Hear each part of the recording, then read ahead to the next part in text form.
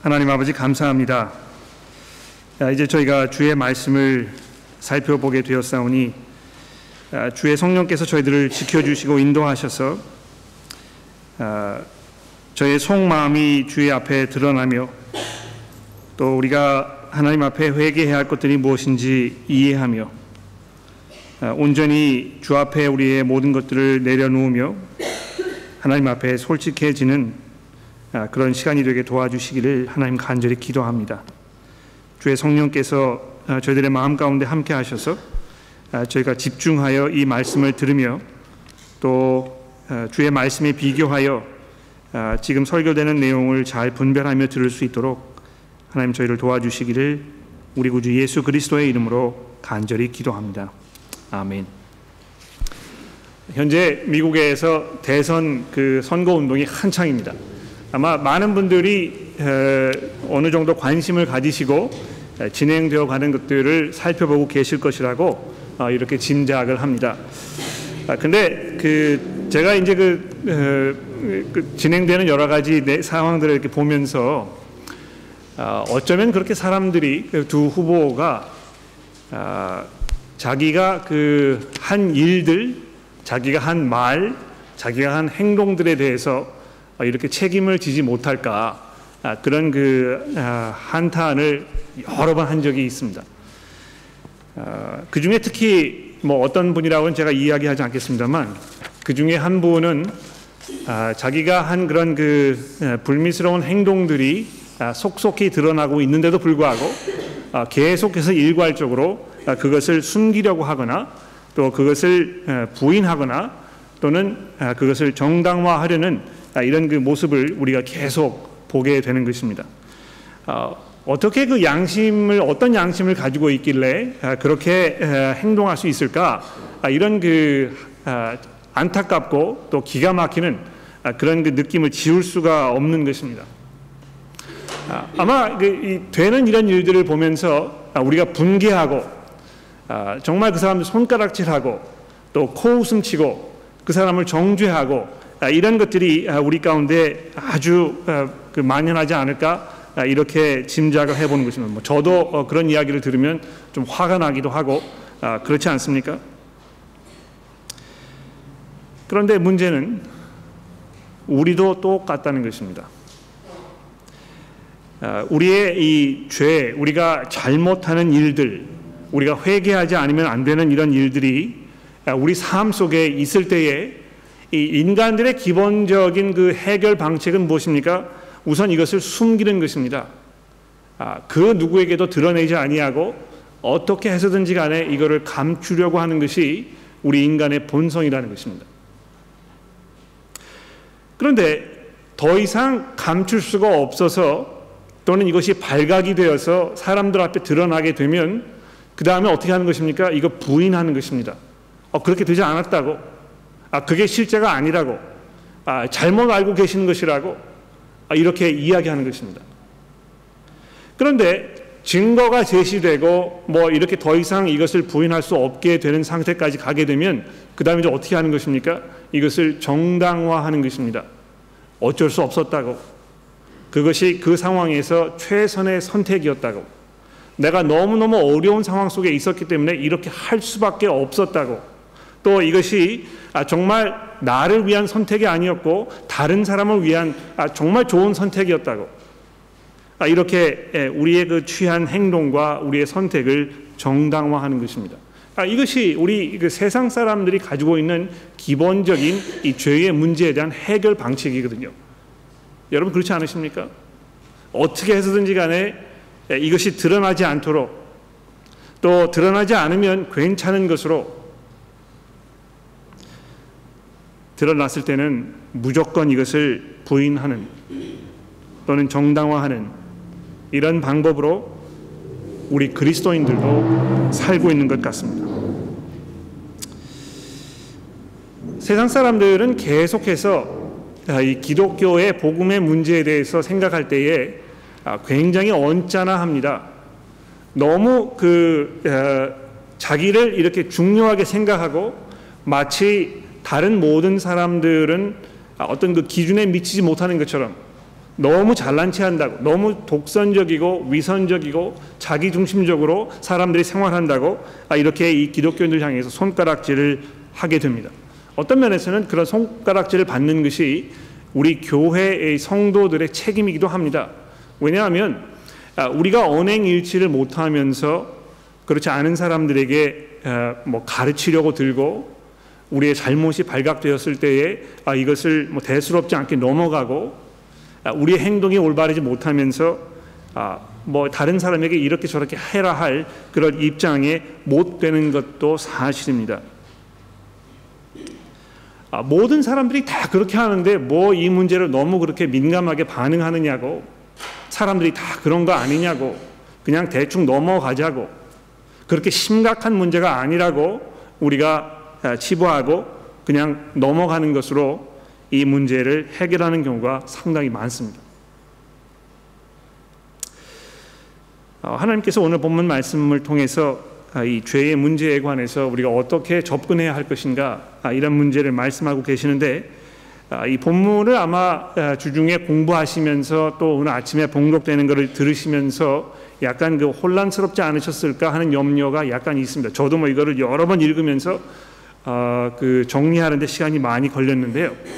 이 사도 요한이 이 글을 쓰는 그 스타일이 이렇게 일직선상으로 되어 있지 않습니까? 이 논리를 이렇게 해가지고 1번, 2번, 3번, 그 다음에 다음 중요 포인트 4번, 5번, 6번 이렇게 하지 아니하고, 이게 이제 약간 쳇바퀴 도는 식으로 이렇게 편지의 내용이 전개가 되고 있기 때문에 같은 이야기를 하는 것 같은데 사실 그렇지 않고, 또 했던 이야기 같은데 좀 다르게 등장하고 이런 면들이 많이 있습니다. 그래서 여러분 주보에 보시면 제가 이 도표를 마련해 드렸거든요. 여러분이 도표를 좀 보시면 이 본문의 내용을 이렇게 해체해서 분석하고 이해하시는데 조금 도움되지 않을까 이렇게 제가 생각을 해보았습니다.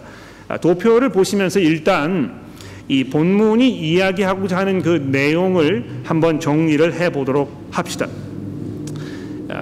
1장 5절 말씀해 보십시오. 우리가 그에게서 듣고 너희에게 전한 소식은 이것이니 하나님은 빛이시라. 하나님께서 빛이시라고 지금 5절에 말씀하고 있습니다. 그런데 그 하나님, 이 빛이신 하나님, 그 하나님과 우리가 사귐이 있다 이렇게 6절에 이야기하지 않습니까? 예? 하나님이 빛이신데 그 빛이신 하나님과 사귐이 있는 지금 이런 상태에 대해서 지금 사도 요한이 우리에게 말씀하려고 하는 것입니다. 하나님과 사귐이 있다면, 그분과 교제 가운데 있다면 우리가 어떤 모습으로 어떻게 살아야 할 것인가, 이 문제를 다루고 있는 것입니다. 자, 그래서 6절에 보시면 만일 우리가 하나님과 사귐이 있다 하고, 첫 번째로 어둠에 행하면 이렇게 되어 있습니다. 하나님이 사귐이 있다고 하면서 어둠에 행하는 그런 사람들이 있고, 조금 더 내려가셔서 7절에 보시면 그가 빛 가운데 계신 것 같이 우리도 빛 가운데 행하면, 자 이렇게 해서 이 어둠에 행하는 사람들과 빛 가운데 행하는 사람들 비교해서 얘기하고 있습니다. 예, 하나님과 사귐의 문제에 대해서 이야기하면서 어둠에 행하고 있는 사람과 빛 가운데 있는 사람을 지금 설명하고 있는 것입니다. 그런데 이 어둠에 행하는 사람들에 대해서 어떻게 이야기합니까? 6절에 보십시오. 하나님과 사귐이 있다 하고 어둠에 행하면 첫 번째로 뭡니까? 거짓말을 하는 것입니다. 또 두 번째로 진리를 행하지 않는 것입니다. 하나님이 빛이신데 그 하나님과 교제가 있다고 하면서 어둠에 행한다는 것은 거짓말을 하는 것이고 진리를 행하지 않는다는 것입니다. 여러분 진리를 행하지 않는다 하는 이 표현을 잘 주목해 보십시오. 진리라는 것은 보통 사람들이 이것을 이해하고 이것을 그냥 믿는 것으로 이렇게 그 동사를 선택을 하지 않습니까?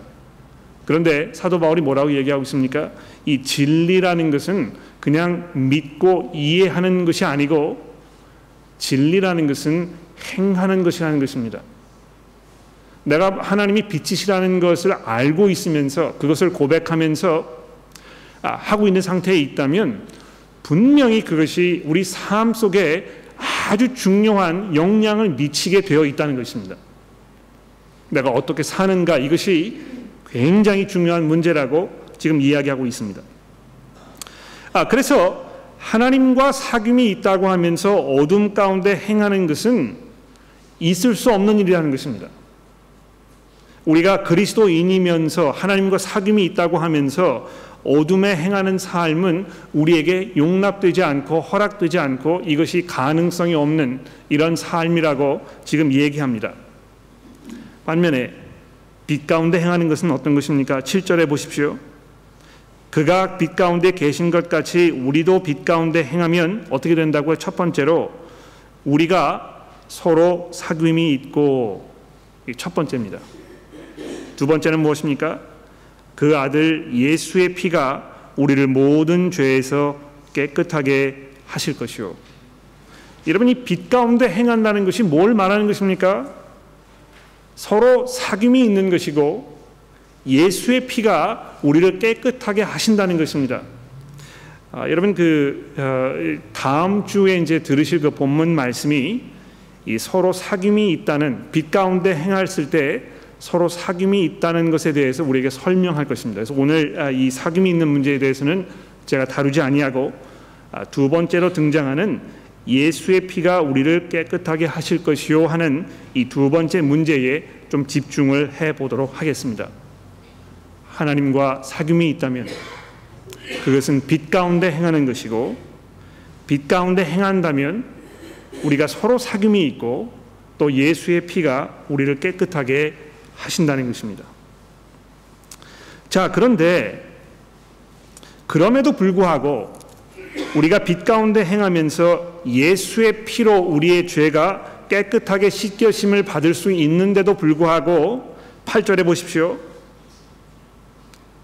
만일 우리가 죄가 없다고 하면 이런 죄의 용서를 받을 수 있는 상황과 여건과 형편이 지금 다 마련되었는데도 불구하고 8절에 죄가 없다고 말하면 뭐라고요? 8절에 보십시오.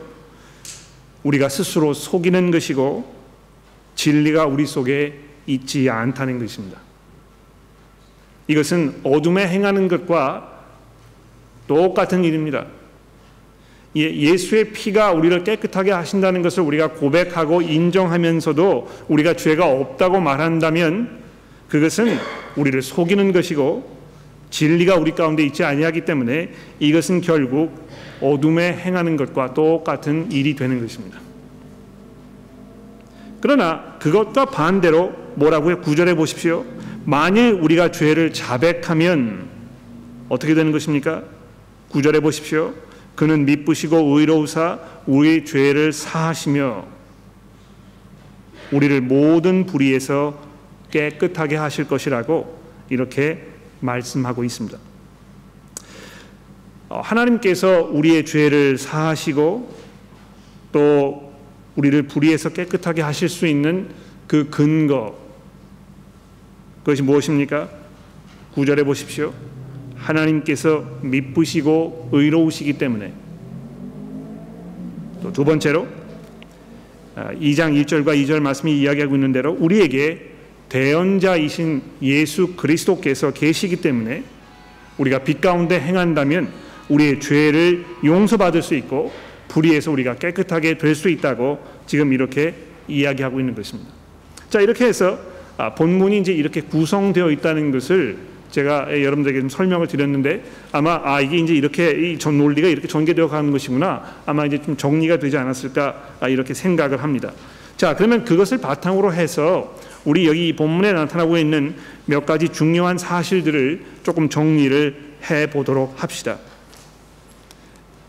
여러분, 빛 가운데 살고 계십니까? 어둠 가운데 살지 아니하고 여러분 지금 빛 가운데 살고 계십니까? 빛 가운데 산다는 것은 뭘 말하는 것입니까, 여러분? 어떻게 하는 것이 우리가 이 어둠의 일을 다 저버리고 밝은 빛에서 사는 것입니까? 본문이 첫 번째로요, 이 사귐에 대해서 이야기하고 있습니다. 하나님께서 빛이시고 그렇다면 우리가 이 빛 가운데 행하면서 하나님과 사귐이 있다는 것입니다. 여러분, 그 사귐이라는 것은요, 열려 있는 것이고 밝히 드러난 가운데 가능합니다. 그렇지 않습니까? 여러분, 옆에 앉아 계시는 분 잠깐 얼굴을 한번 보실래요? 뭐 이 결혼해서 이제 부부로 이렇게 앉아 계시는 분도 계시고, 또 친한 사람들 이렇게 일부러 찾아오셔가지고 교회에 이렇게 앉아 계시는 분도 계실 거라고 생각을 합니다. 근데 여러분, 그 교회 가는 날이라는 교재를 아마 다 읽어보셨기 때문에 여러분 이해를 하실 텐데, 지금 친한 사람, 편한 사람, 이런 사람 옆에 앉아 계시면 여러분 회개하세요. 예. 교회에 오셨을 때 좀 그렇지 않은 사람과 일부러 가서 앉고 이렇게 하는 게 굉장히 중요하지 않습니까? 자, 그런데 이 누구와 관계를 맺는 데 있어서는요, 그 사람이 어떤 사람인지 자기도 드러내야 하고 그 사람도 드러내야 올바른 관계가 형성이 될 수 있습니다. 어둠 가운데 나도 있고 그 사람도 있다면 얼굴을 알아볼 수 없고 그 사람이 무슨 생각을 하는지 이해할 수 없고, 그런 가운데에서 올바른 관계가 이루어질 수 없다는 것입니다. 하나님과의 관계에서도 마찬가지입니다. 여러분, 우리가 뭐 다른 사람의 눈은 가리고 속일 수 있고, 이걸 부인하고 이걸 정당화하고 뭐 우리의 생각을 관철시키고 이렇게 할 수 있습니다만, 하나님과 교제를 하는 데 있어서 우리가 그러한 방식으로 접근한다면 하나님과 이 관계를 누릴 수가 없는 것입니다. 하나님께서는 그것을 다 알고 계시는데도 불구하고 우리가 우리 마음속에서 우리 나름대로 뭐 이유를 대거나 또 이거를 없는 일이라고 이렇게 뭐 고집을 피우거나 이렇게 하면 하나님과 올바른 관계를 누릴 수가 없는 것입니다.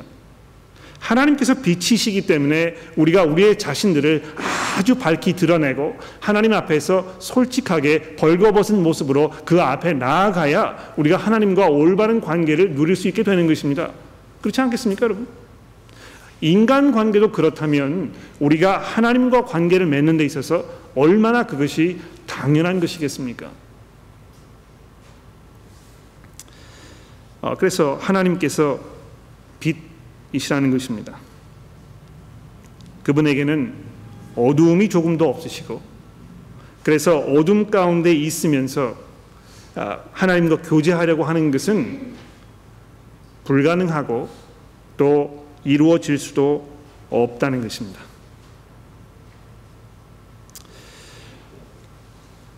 서로의 관계에서도 마찬가지입니다.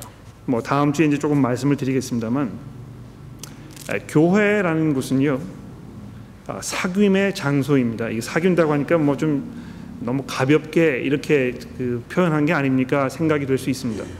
뭐 사귐이란 말이 좀 덜 경건하게 들리신다면 뭐 교제라고 이야기해도 괜찮습니다. 성경에서 교제라는 이야기를 많이 쓰고 있으니까. 그러나 교제나 사귐이나 거기에 가장 핵심적인 주제가 있다면 무엇입니까? 우리가 서로를 잘 이해하고 있고, 이것이 열려 있고 감출 것이 없고, 우리가 이것을 부인하거나 부정하지 않거나 정당화시키려고 하지 않는 것입니다.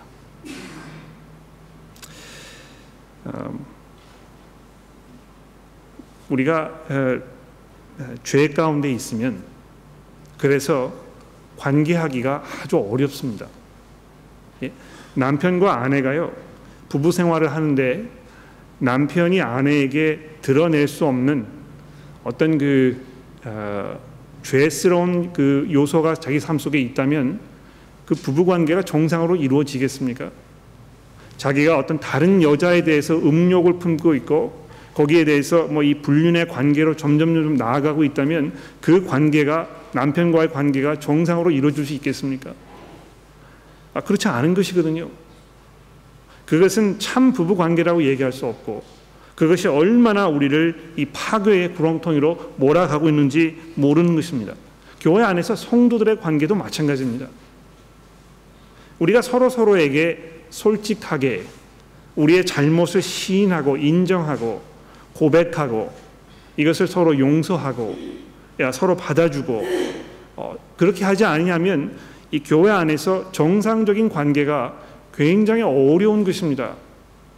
우리가 일부러 좀 이것을 덮기 위해서, 조금 이 불편한 거를 모른 체 하기 위해서 그냥 없는 일로 하자, 눈을 돌리자, 해결하지 말고 그냥 지나가자, 이렇게 하게 된다면 거기에서 진정한 교제가 우리 가운데 이루어진다고 이야기하기 아주 어렵습니다. 불편하지 않습니까, 여러분? 어딘가 캥기는 것이 있거든요. 그 사람을 봐도 불편하고 그 사람이 나를 봐도 불편하고, 이것이 서로 용서가 되지 아니해서 어딘지 모르게 이 엇박자가 맞는 이런 상황 속에서 우리가 빛 가운데 행한다고 이야기하기 아주 어렵습니다. 그러나 세상 사람들이 우리에게 우리의 잘못을 감추거나 부인하거나 정당화하라고 이렇게 자꾸 이야기를 해도 여러분과 제가 해야 할 일은 무엇입니까? 우리는 어떻게 이 죄의 문제를 해결해야 하는 것입니까? 본문 말씀의 9절이 이야기하는 것처럼 빛에 드러내는 것입니다. 이것을 자백하는 것입니다. 빛 가운데로 나오는 것입니다. 어두움 가운데에서 감추어져 있고 이것이 잘 보이지 않는 희미한 상태에 있는 것에서부터 나와서 이것을 드러내는 것입니다. 왜 우리가 그렇게 할 수 있는 것입니까? 왜 우리가 그렇게 해야 하는 것입니까? 그렇게 했을 때에 우리가 이 죄의 문제가 해결될 수 있다는 그 용기와 그 확신은 어디로부터 오는 것입니까? 첫 번째로요, 하나님께서 미쁘시고 의로우신 분이시기 때문에 그런 것입니다. 이 본문 말씀이 이렇게 얘기하고 있지 않습니까? 9절에 보십시오. 만일 우리가 죄를 자백하면 그는 미쁘시고 의로우사 우리의 죄를 사하시며. 여러분 그런 경험 있으신지 모르겠어요. 아주 어렸을 때 못된 짓을 해가지고 부모님에게 발각이 되면 그 벌 받는 게 무섭지 않습니까? 저도 그런 경험이 많이 있었거든요. 제가 어렸을 때 얼마나 못된 짓을 많이 하고 다녔는지요. 저희 아버지께서 이제 오늘 여기 참석하지 않으셨습니다만 굉장히 엄하셨습니다. 그래서 이제 제가 이 잘못한 것이 저희 어머니에게 발각이 되면 저희 어머니께서 항상 뭐라고 말씀하셨냐면 아버지 오실 때까지 기다리자. 예. 저는 이 생전에 살면서 아버지 오실 때까지 기다리자 하는 어머님의 말씀이 얼마나 무서운 말씀이었는지 지금도 노이로제가 좀 있는 것 같아요. 저희 아버지 이제 목회를 하시고 이렇게 저희가 살던 그 아파트 이 복도를 뚜벅뚜벅 걸어오시는 그 발자국 소리, 그것이 제 공포의 그 경험이었습니다. 그 아버지께서 들어오셨을 때 내가 한 일이 전달이 돼가지고 그 받아야 할 그 형벌, 이 굉장히 무서운 것입니다. 우리 아버지께서 도저히 나를 용서하지 않으실 것이다. 여러분 그런 두려움이 있다면 자기의 죄를 자백하겠습니까? 자백할 마음이 생기겠습니까, 여러분? 어떻게 해서든지 간에 빠져나갈 궁리를 만들겠죠. 우리가 왜 죄를 인정하지 아니하고 이것을 부정하고 이것을 숨기고 우리를 정당화하려고 하는 것이겠습니까? 하나님께서 어떠한 분이신지에 대해서 우리가 안다고 하지만 이것을 우리 삶 속에 고백하지 않는 것입니다. 그러나 사도 요한이 뭐라고 말씀하고 있습니까? 이 하나님께서는 미쁘시고 의로우신 분이라는 것입니다. 정말 이 바늘로 찔러도 피가 나올 것 같지 않은 그런 매정한 분이 아니고요. 마치 집 나간 아들이 빨리 돌아오기를 기다리시는 먼 곳을 바라보시면서 그 아들의 돌아오기를 기다리는 그런 아버지처럼 하나님께서 여러분과 저를 대하고 계신다는 것입니다. 우리의 죄를 자백했을 때 하나님께서 우리를 깨끗하게 죄를 용서하시며 죄를 사하시며 우리의 모든 불의에서 깨끗하게 하실 수 있는 그 이유는 무엇입니까? 그분이 신실하시고 의로우신 우리의 아버지이시기 때문입니다. 그래서 우리가 서슴없이 주저하지 아니하고 하나님 앞에 나아가서 우리가 우리의 죄를 자백할 수 있는 것입니다. 두 번째 이유는 무엇입니까? 우리에 대해서 대언하고 계시는 변호사 한 분이 계신다고 오늘 본문이 이야기하고 있지 않습니까? 2장 1절 말씀해 보십시오. 나의 자녀들아 내가 이것을 너희에게 쓰면 너희로 죄를 범하지 않게 하려 함이라. 만일 누가 죄를 범하여도 아버지 앞에서 우리에게 대언자가 있으니. 여러분, 이 대언자라는 이 표현이 저는 얼마나 좋은 표현으로 느껴지는지 모릅니다. 예? 대란 말 무슨 말입니까? 대신한다는 말이죠. 그렇죠? 언은 무슨 말입니까? 말한다는 것입니다. 저를 위해서 대신 말해주는 분이 계신다는 것입니다. 말주변이 없고 할 말이 생각나지 아니하고 할 말도 없고 면목이 없어서 그저 주눅이 들어있는 상태에 있을 때에 누가 나를 대신해서 이야기해 주는 것입니다. 그렇지 않다고, 충분히 용서할 만한 이유가 있고 근거가 있다고 나를 대변해 주시는, 내 편을 들어주시는 그런 분이 계시다면 이 얼마나 힘이 되고 용기가 되고 마음의 위로가 되겠습니까? 우리가 그냥 혼자서 이 죄의 문제로 고민하지 아니하고 여러분과 저의 편에 서서 우리를 대변해 주시는 분이 계신다는 것입니다. 변호한다는 말이 그런 말 아닙니까? 변호사, 굉장히 좋은 직업인 것 같아요. 뭐 교회 변호사 직업 하시는 분들 계시는데요. 어려운 상황 속에 있을 때에 그 사람이 자기의 문제를 해결할 수 없기 때문에 누가 대신 와서 말해주고 상황을 설명해주고 이유를 대주고 증거를 대어주는 우리 편이 있다면 얼마나 힘이 되겠습니까? 그런데 예수 그리스도 그분께서 그렇게 하고 계신다는 것입니다. 그분은 그냥 말로만 우리를 대변하시는 분이 아니시고요. 어떻게 하셨습니까? 우리의 죄를 위한 화목 제물로 자기 스스로를 바치셨다는 것입니다. 여러분, 그 화목 제물이라 이렇게 이제 그 표현되어 있는 그 아이디어를 잘 한번 생각해 보십시오. 예, 화목 제물이라 누구와 관계가 틀어지면 이 화해를 시켜야 되지 않겠습니까? 예? 누구에게 뭐 아주 그 극심한 분노를 느껴보신 적이 있는지 모르겠어요. 분노를 느꼈을 때 그 사람과 관계가 다 틀어지고 또 뭐 얼굴 쳐다보고 싶지도 않고 뭐 같이 앉아서 밥을 먹기는커녕 한 곳에 같이 있고 싶지도 않은 그런 그 증오심이 끌어오르는 분노가, 이길 수 없는 분노가 올라오르는 그런 관계 속에 있어 보신 적이 있습니까? 하나님께서 우리 인간들을 향하여 그렇게 느끼고 계셨다는 것입니다. 왜요? 우리가 하나님을 하나님으로 대접하지 않기 때문에 그런 것입니다. 여러분, 그 남편으로부터 존중을 받지 못하고 남편으로부터 끊임없는 학대 속에서 정말 한이 맺혀 사는 그 학대받는 그 부인의 그 심정을 여러분 한번 생각해 보십시오. 얼마나 그 마음 가운데 한이 맺히고 이 증오가 가득 찼겠습니까? 하나님께서 우리 인간들을 향해서 그렇게 진노하고 계셨다는 것입니다. 그런데 하나님과 우리 사이를 화해시키기 위하여 예수께서 어떻게 하신 것입니까?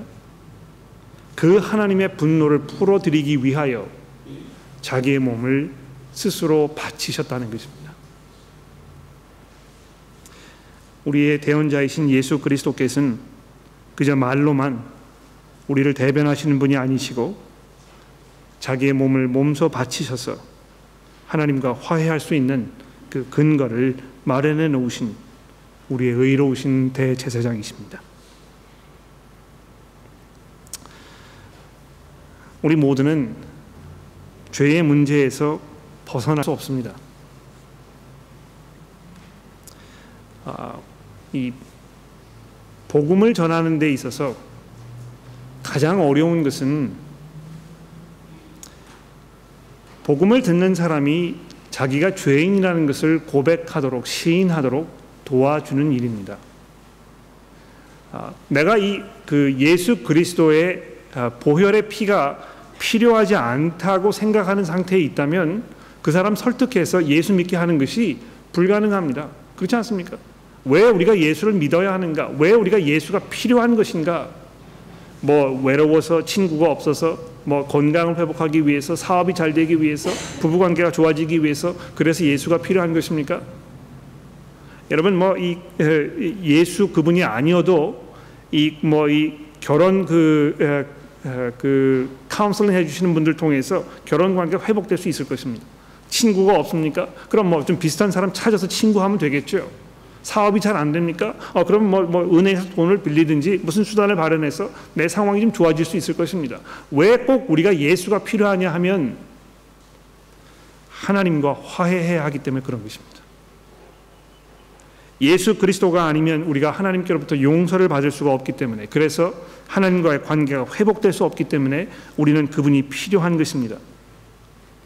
그것을 인정하고 내가 내 자신을 과대평가하지 않고 정말 내가 하나님 앞에서 죄인이라는 사실을 인정하는 이것이 죄에 대한 첫 번째 해결책이라는 것입니다. 빛으로 나아오는 것입니다. 어둠에 숨어 있지 아니하고 이것을 부인하지 아니하고 있는 그대로 내가 정말 하나님의 용서가 필요한 그러한 사람이라고 빛으로 나아오는 것입니다. 그리고 두 번째로 빛으로 나오는 그 행위 가운데 회개가 있어야 할 것입니다. 그렇습니다. 하나님, 제가 이것을 다 인정하고 시인하며 제가 하나님의 용서를 구합니다. 그러나 이 용서라는 것은 제 힘으로 제가 잘해서 어떻게 얻을 수 있는 이것이 아니고 내가 온전히 나의 대변자이신 예수 그리스도 그분에게만 의지할 수밖에 없다는 사실을 고백하는 것, 그것을 말하는 것입니다. 그런데 여러분, 그렇게 했을 때에 우리에게 어떤 놀라운 변화가 일어납니까? 우리에게 무엇이 약속되고 있습니까? 우리를 죄에서 사할 것이며 불의에서 우리를 깨끗하게 하실 것이라는 하나님의 이 분명한 약속이 복음 가운데 있는 것입니다. 그래서 확신 가운데 사는 것입니다. 성도 여러분, 죄의 문제를 여러분 어떻게 생각하고 계십니까? 여러분이 정말 민감하게 우리의 삶 가운데 있는 이 죄의 문제에 대해서 고민하고 이것을 안타까워하고 또 하나님 앞에 그것을 가져가고, 그러나 그렇게 했을 때에 그리스도를 통하여 우리에게 주어지는 하나님의 그 평강과 또 하나님의 그 위로하심 가운데 여러분 지금 살고 계십니까? 오늘 이 시간에는 회개의 기도로 설교 시간을 좀 맞춰볼까 그렇게 생각합니다. 화면에 이제 회개의 기도가 뜨게 될 텐데요. 이것이 정해져 있는 문구를 우리가 이렇게 읽는 것이기 때문에 아무런 의미가 없이 그냥 지나가 버리는 순서가 될 수 있을지도 모르겠습니다. 그런데 이 문구를 좀 보여주시면 좋겠는데요. 여러분, 이 문구가 이야기하고 있는 이 내용을 곰곰이 한번 생각해 보십시오. 우리 주 예수 그리스도의 아버지시며 만물의 창조자이시고 온 인류의 심판관이신 이 전능하신 하나님, 저희들이 생각과 말과 행동에서 하나님의 진노를 불러일으키기에 마땅한 죄를 범하였음을 참회하는 마음으로 고백합니다. 저희가 진심으로 저희의 모든 죄악을 회개합니다. 여러분, 그렇게 하기 원하십니까? 그럴 준비가 되셨습니까? 자비로우신 하나님, 저에게 은혜를 베푸시고 우리의 주님이신 예수 그리스도, 우리의 대언자이신 화목제물로 자기를 바치신 이 예수 그리스도를 기억하셔서 저희 모든 과거를 용서해 주시기를 간절히 기도합니다. 여러분, 이것이 여러분의 고백입니까? 그리고 이제부터는 아버지의 이름이 존귀와 영광을 받으시도록 저희가 아버지를 섬기며 기쁘시게 해드리는 새로운 삶을 살도록 도와주시기를 예수 그리스도의 이름으로 하나님 앞에 간구하는 것입니다. 그렇게 하기 원하시는 분들께서는 이 시간에 저와 함께 이 회개의 기도를 드리도록 합시다. 기도합시다. 우리 주 예수 그리스도의 아버지시며 만물의 창조자이시고 온 인류의 심판관이신 전능하신 하나님, 저희들이 생각과 말과 행동에서 하나님의 진노를 불러일으키기에 마땅한 죄악을 범하였음을 참회하는 마음으로 고백합니다. 저희가 진심으로 저희의 모든 죄악을 회개합니다.